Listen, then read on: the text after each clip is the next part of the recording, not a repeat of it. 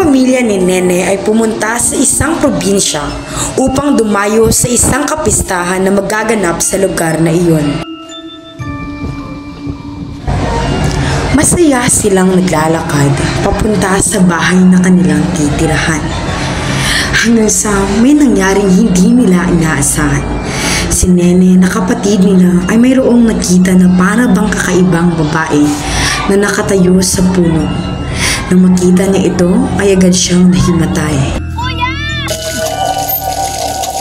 Kuya! Ano yun? Narinig mo ba yun?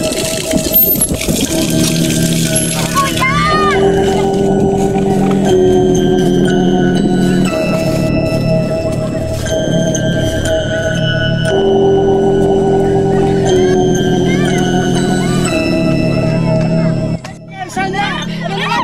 Bilang siya hinimatay. Tulungan niyo ako! Tulungan niyo ako!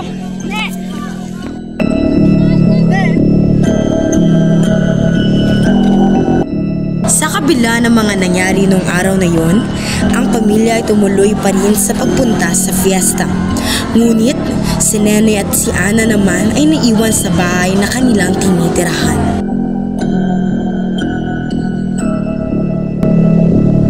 Habang si Nene at Ana ay natutulog, ang misteryosong babae na nakita ni Nene sa puno kanina habang sila ay naglalakad ay gumagapang pupunta sa kanila.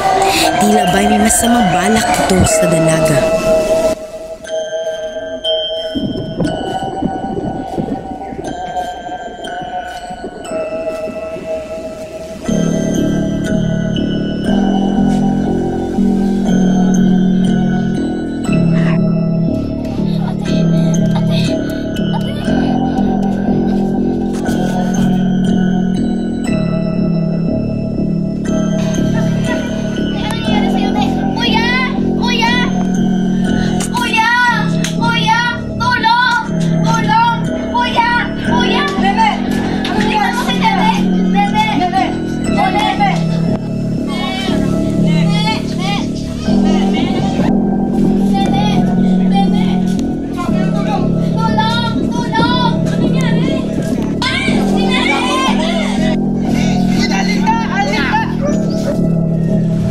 Dahil sa nangyari, napagpasyahan nila na dalhin si Nene sa isang manggagamot na malapit sa kanila.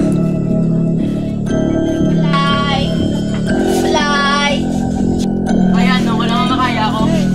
Tingnan nga mo eh. Biglaan sila ako sa tiganas na. Tulong! Kunin mo, tulong! Pasensya, ikaw wala ka, hindi ko sa'yo. May bukas ka na naman! Binuang na. Hindi ko ikaw binuang na. Ang makaya ko lang na. Ang mamba ko lang sa inyo, kadto na mo sa iba nung nagkaya ko mangita mo itong nagbulong. Buligin niyo ko kwartong ko sa. Pasensya, no? To, dulong sila to. Pasensya, ikaw mo.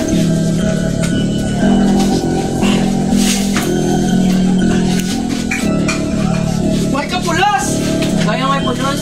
Hindi kayang gamutin ng manggagamot si Nene, kung kaya't napagpasyahan nila na iuwi na lang si Nene. Sa paglipas ng mga araw, mas lalong lumala ang sakit ni Nene. Ano nangyayari sa'yo, Nen?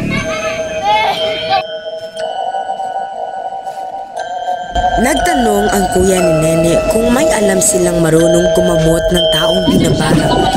Ngunit wala silang nakita. Hanggang sa nagtanong sila sa isang babae, ngunit wala itong isinagot at may binigay lamang ito na papel.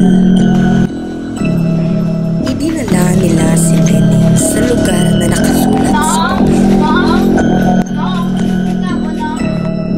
O, butang sa lukuan.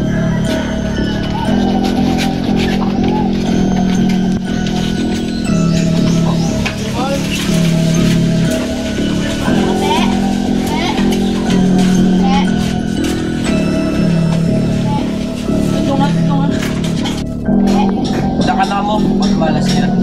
Alam ko sa kanya. Sige na, ikaw na kita pala. Sa'yo naman ang sa... Alam ko. Sa wakas, makabalos mo kasi mo.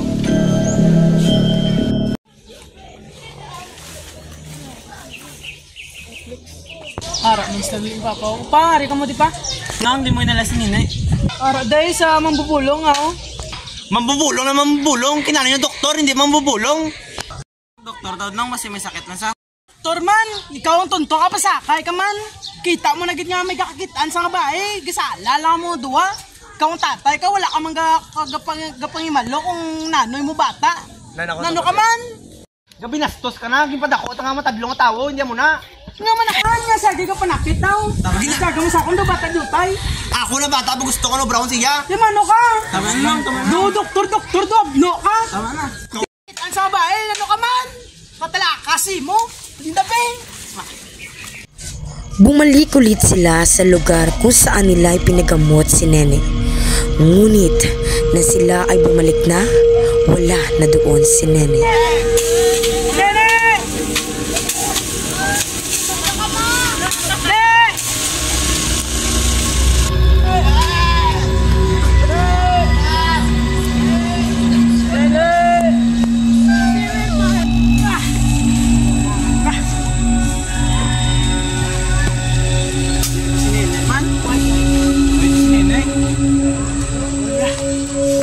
Nakita mo na sa?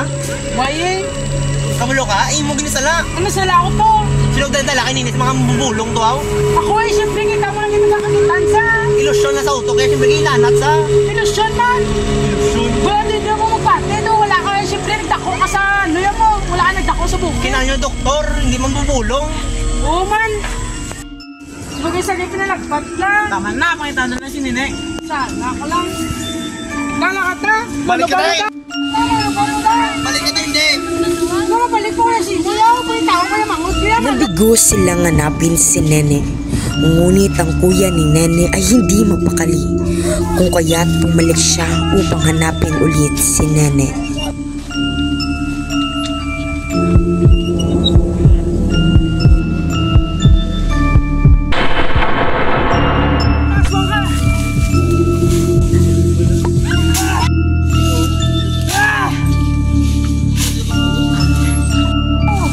Ikaw kita nagbarang sa ako niya manghod.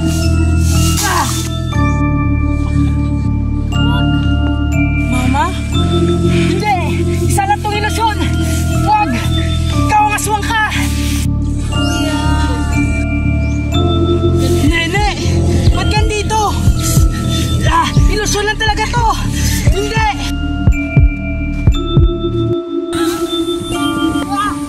At tuluyan na ngang namatay ang babae. Ngunit mayroon pang natitira, ang kumuha sa kanyang kapatid. Hindi niya alam kung saan ito hahanapin hanggang sa pinuntahan niya ang babae na nagbigay sa kanya ng papel. Dito mo kung kindalang albularyo. Nadula na lang manghod ko siya. Kabalok ka. Lang na. Noong unang panahon, mayroong magpamilya na kilala sa pangbabarang. Ngunit isang gabi, nilusob sila ng mga tao upang makaganti. Akala nila ang pamilya ni Nene ang pumatay sa kanilang kapamilya. Kung kaya't sila ay gumaganti ngayon. Ang hindi nila alam, ibang tao ang pumatay.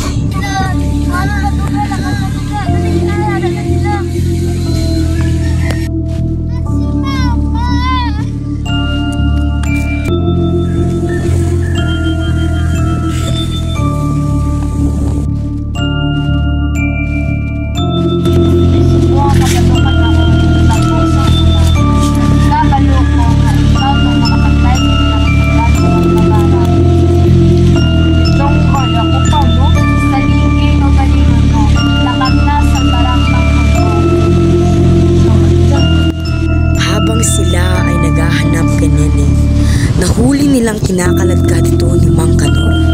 Sino si Mang Kanor? Ito ang ama ng Mambabarang. Hoy, balik ka dito! Ikaw nagpatay sa manghod ko! At sa wakas, nagtagumpay si Nonoy sa plano niyang patayin si Mang Kanor. Agad-agad nilang pinuntahan si Nene at binuhat ito upang ipagamot.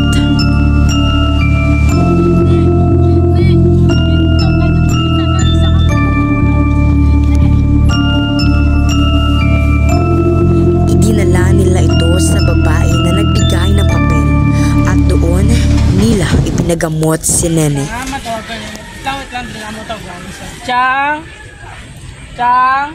Ngayon nga po. Nagkanto ka mo di. Kaya pa hilos, kita ni Mangod ko bla. Dali, di, sunod ka mo.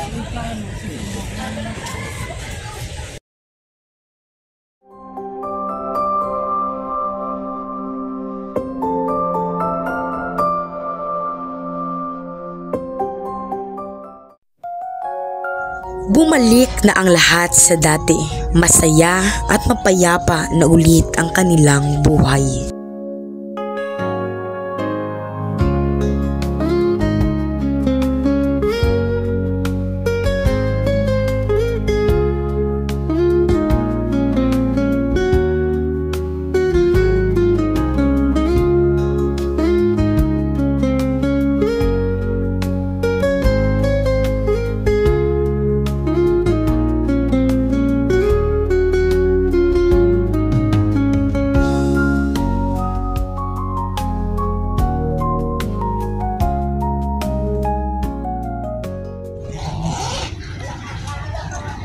Subong nga wala ng duwa ka pinakabakod nga manugbarang.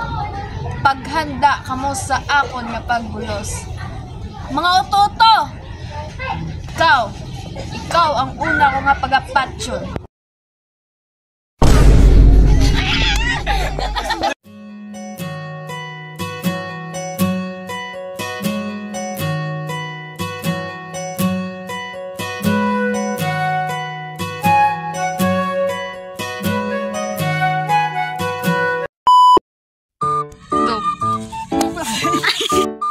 Ikaw ang pumatay sa aking kapatid! Ay! Ikaw yung pumatay sa... Huy! Huy!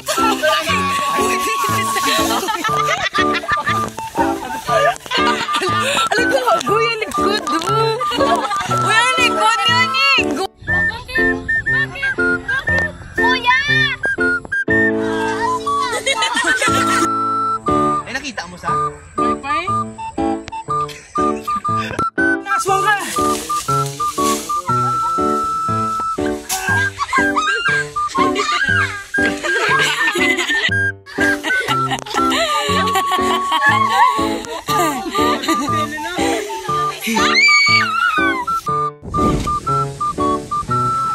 Subong mo wala ng duwa ka pinakabakod nga mambabara. Ha, ha, ha. Handa na bala ka mong Oh, love is you. Ako na bala siya.